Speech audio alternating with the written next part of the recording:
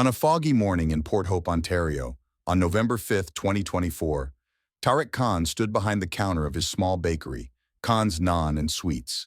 The warm scent of freshly baked naan mingling with the tang of cardamom from a tray of gulab jamun. At 50, Tariq, a Pakistani Canadian, was a sturdy man with a graying beard and a calm demeanor that masked the strain of his daily routine. Port Hope, a town of 16,000 along the Ganaraska River, was a charming blend of Victorian storefronts, cobblestone paths, and quiet parks. Tariq had moved here 9 years ago with his wife, Nabila, 47, a part-time tutor, and their 2 children, Sana, 19, and Omar, 16, seeking a peaceful life after Mississauga's bustle. But the town's quaintness hit a cold edge, one Tariq felt as a brown-skinned Muslim in a mostly white community. Khan's Naan and Sweets, a cozy shop on Walton Street, was Tariq's passion, its display cases brimming with samosas, jalebi, and fluffy naan. The bakery, with its hand-painted sign and photos of Karachi's markets, was a family endeavor. Nabila handled accounts, Sana served customers after college classes, and Omar delivered orders. But prejudice seeped in like damp through the walls. Customers like Ron Mitchell, a white hardware store owner, often questioned Tariq's prices, saying, "This stuff's pricey for Port Hope," his tone sharp. Local suppliers like Brian Walsh at Durham Grains shorted orders, citing allocation issues that spared other businesses. Last month, a patron, a white woman in her 60s, had refused a samosa, muttering, "I don't eat foreign food." Tariq smiled through it, needing the sales, but each slight was a stone, piling up. Today, as Tariq kneaded dough, Ron walked in, his boots scuffing the floor. "Tariq, these buns were stale last week," he said, dropping a bag on the counter. "You checking your oven?" Tariq's jaw tightened. He'd baked them fresh that day. "They're made daily, Ron. I'll replace them, no charge." Ron's eyes narrowed. "Better be good. I don't like weird flavors." The word weird was a jab, a code Tariq knew. Pakistani, Muslim, not local. He swapped the bag, but Ron paid exact change, muttering, "Hope it's normal this time." At lunch, Tariq ate paratha Nabila had packed, alone, in the back kitchen. His friend, Asif, a Bangladeshi Canadian grocer nearby, texted, "Ron giving you trouble again?" Tariq replied, "Same old, you?" Asif's response was grim. "Customer asked if I'm safe to buy from." Smiled it off. Tariq sighed, their shared burden heavy. Nabila faced it too. Students' parents at her tutoring sessions requesting Canadian tutors, some dropping her services. Sana at college had mentioned a classmate, Ethan, avoiding her in study groups, whispering different. Omar overheard Ethan's curry kid jab at basketball. Tariq taught them resilience, but the stones were spreading. That afternoon, Tariq applied to renew the bakery's food service license, a routine process due every 2 years. The town clerk, Ellen Harper, a white woman in her 50s, reviewed his paperwork with a thin smile. "We'll need extra inspections," she said, her tone clipped. "New health concerns." Tariq's heart sank. The bakery had passed every check, but Ellen's concerns were a hurdle, tied to her ties with Ron and the local business council. He left, the license delayed, the $1,500 fee looming, a quiet tactic to squeeze him out. At home, a rented house on Pine Street, Tariq grilled kebabs while Sana studied. Nabila, grading papers, spoke softly. "The tutoring agency cut my hours," she said. "They want familiar faces for parents." Tariq's chest ached. The pattern was clear. Ron's customer bias, Brian's shorted supplies, Ellen's red tape, Ethan's school slights. Omar said his basketball coach benched him, citing team cohesion, Ethan's role secure. Sana was overlooked for a college mentorship, Ethan chosen instead. "We're ghosts here," Nabila whispered, her voice breaking. "They don't see us." On November 6th, the exclusion deepened. Tariq met a local cafe owner, hoping to supply pastries, but the owner, linked to Ellen, declined, citing brand alignment. At school, Sana's professor dismissed her project idea, favoring Ethan's, claiming broader appeal. Omar's teammates excluded him from a game plan, Ethan's outsider jab unchecked. Nabila's tutoring lost another student, who emailed, "We need someone more relatable." "It's a wall," Tariq said, his voice low. "No threats, just closed doors." That night, Tariq and Nabila sat in their living room, their ledgers open. "We build our own path," Nabila said, her eyes fierce. "We find allies, new markets." Tariq nodded, his resolve firm but fear lingering. They were Pakistani Canadians, their bakery a beacon, but Port Hope's silence was heavy, and their fight was just beginning. On November 7th, 2024, Tariq Khan stood in the warm kitchen of Khan's Naan and Sweets, his bakery in Port Hope, Ontario, kneading dough for naan, the rhythmic motion of fleeting anchor against the storm brewing in his mind. At 50, Tariq, a Pakistani Canadian, felt the crushing weight of the past week, a delayed food service license renewal flagged by town clerk Ellen Harper, supplier Brian Walsh shorting flour orders, and customers like Ron Mitchell questioning his goods with coated slights. Port Hope's foggy streets carried a silent venom, pushing his family, wife Nabila, 47, daughter Sana, 19, and son Omar, 16, to the margins of this town of 16,000, threatening their bakery and their place in the community. Nabila, tallying receipts at a small desk, glanced up, her tutor's eyes resolute. "I reached out to Asif's supplier in Coburg," she said, referencing their Bangladeshi-Canadian grocer friend. "He'll deliver flour next week." Tariq nodded, his throat tight. Them, Ron, Ellen, Brian, and their network, weren't scrawling threats or breaking windows, but their barriers were just as real. Licensing delays, shorted supplies, and school slights against Sana and Omar. The bakery's cases were half full, customers sparse, and proving bias was like chasing shadows. Tariq knew they had to carve their own path quietly to survive. The bakery was quieter now, the exclusions chill, driving patrons away. Regulars like Mrs. Lawson now bought from a chain, citing simpler options, a polite mask for prejudice. At noon, Sana arrived from college, restocking jalebi. "Dad, my study group ditched me," she said, her voice low. "Ethan said I don't fit their vibe." Tariq's stomach sank. Ethan's vibe was a jab at her Pakistani roots. "You're smarter than them, Sana," he said, his voice firm, but his hands shook as he shaped dough. Sana's eyes dimmed. "It's Ethan's dad, isn't it? He's with Ron." Tariq nodded, the pattern clear. Ron's customer bias, Brian's shorted orders, Ellen's red tape, Ethan at Sana's school, a web of silent rejection. That afternoon, Tariq called Asif's supplier, Rafiq, a Pakistani Canadian in Coburg, who agreed to provide flour and sugar at fair rates. "Brian did this to me too," Rafiq said, his tone grim. "Stay sharp." Tariq's hope flickered, but Brian's latest shortage, yeast held up for quality checks, cost $400 in lost production. At school, Omar was sidelined at basketball, the coach citing team dynamics, Ethan's role untouched. Nabila's tutoring lost another student who texted, "We need someone more mainstream."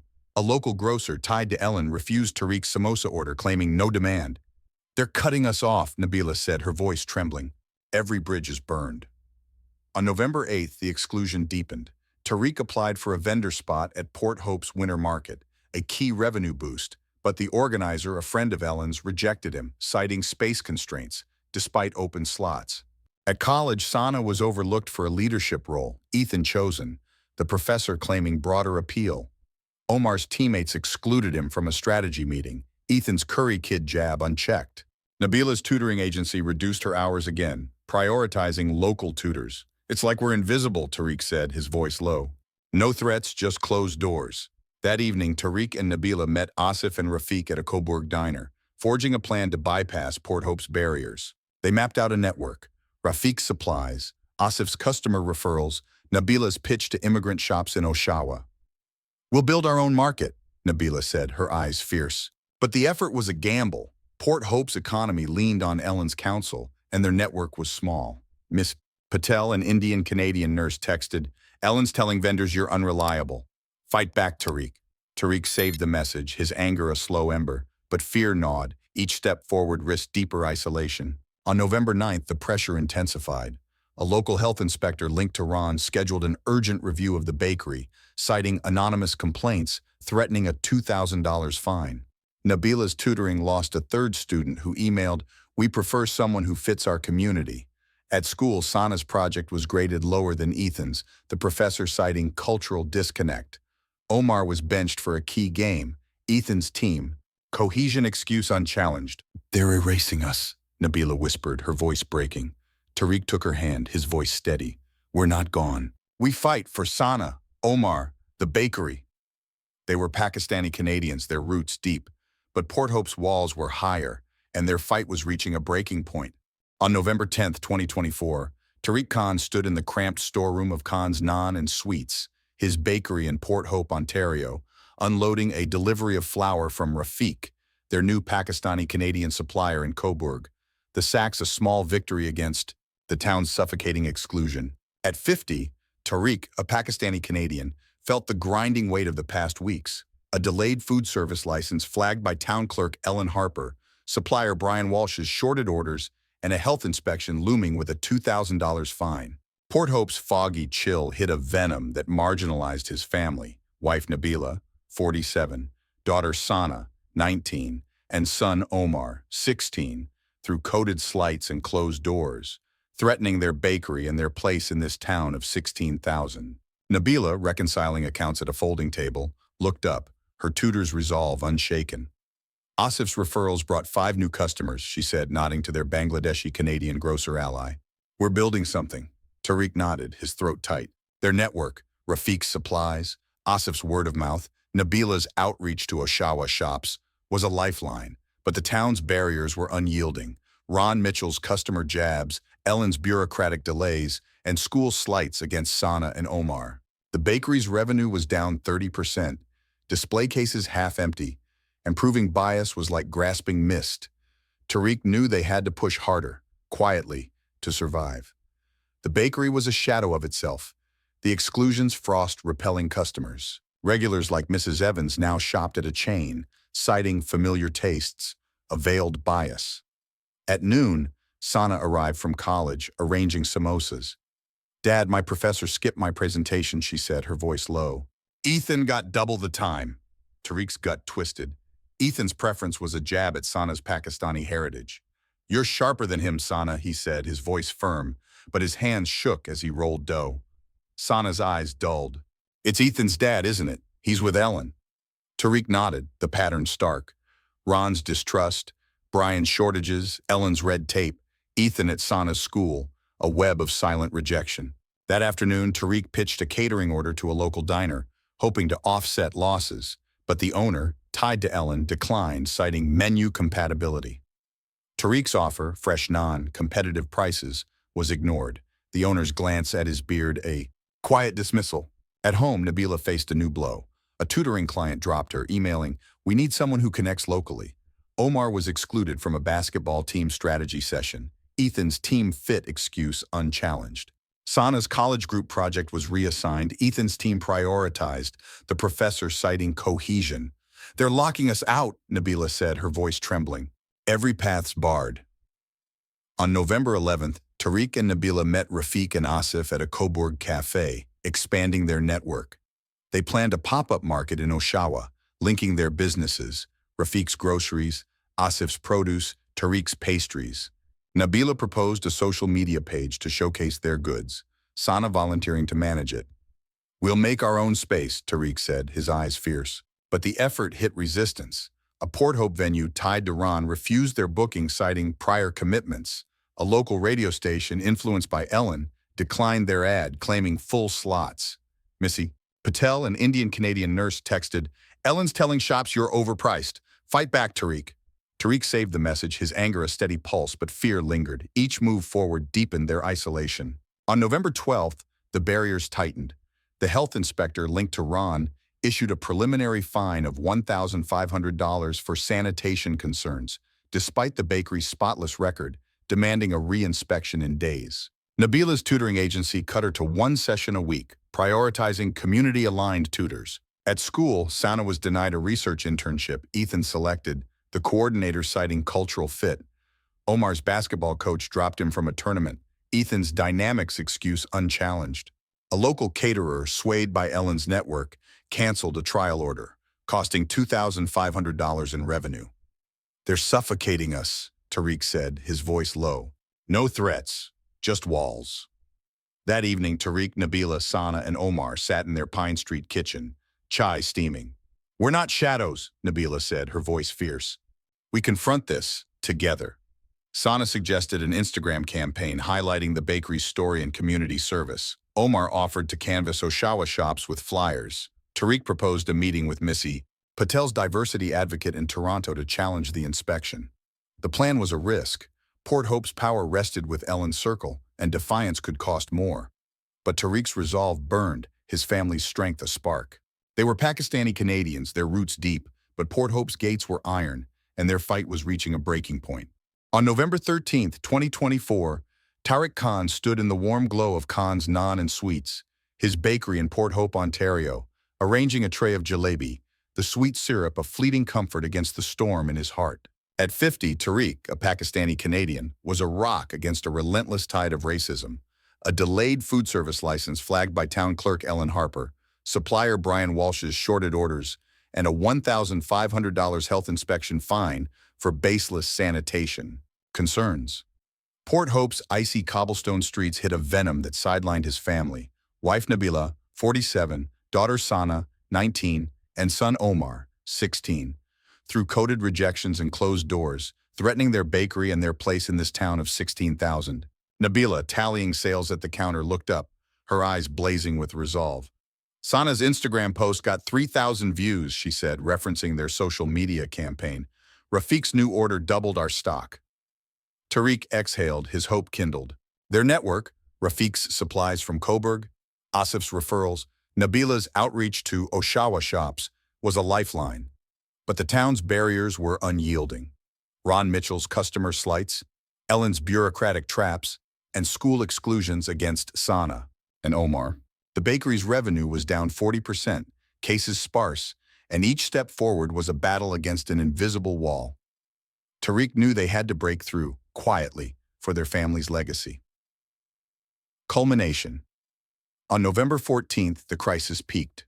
Tariq arrived to find the health inspection fine, escalated to $3,000, Ellen's ally at City Hall citing non-compliance, threatening closure if unpaid by week's end. Nabila's tutoring was cut to one session, the agency claiming parent preferences for local tutors. At college, Sana was denied a scholarship, Ethan chosen despite her superior grades. The panel citing community fit. Omar was dropped from the basketball team, the coach claiming attitude, Ethan's role secure. A local hotel, swayed by Ron's network, canceled a $4,000 catering order citing menu concerns. "They've buried us!" Nabila sobbed, her voice breaking. "We're erased!" Tariq, Nabila, Sana, and Omar gathered with Asif, Rafiq, and Miss Patel, an Indian-Canadian nurse, in their Pine Street kitchen, chai steaming. "We're not erased," Tariq said, his voice a vow. "We fight. Together." Sana's campaign, posts of the bakery's naan, customer stories, and cultural pride, surged to 10,000 views, drawing clients from Oshawa. Omar flyered Trenton shops, securing a $2,000 order.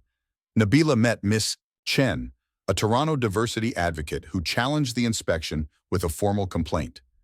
Tariq confronted Ellen at a town hall meeting, his tone calm but piercing. "Your delays target us," he said, citing Rafiq's contract and Sana's campaign. "We're Port Hope, and we're staying." Ellen's smile faltered, Ron shifting in his seat, the crowd murmuring. The tide turned. On November 15th, the health board dropped the fine, Miss Chen's complaint exposing procedural errors. A restaurant moved by Sana's post signed a $5,000 catering deal. The tutoring agency restored Nabila's hours, a new manager citing equity. At college, Sana's professor reinstated her project grade, Ethan's work downgraded, the dean citing fairness. Omar's coach restored his team spot, Ethan benched.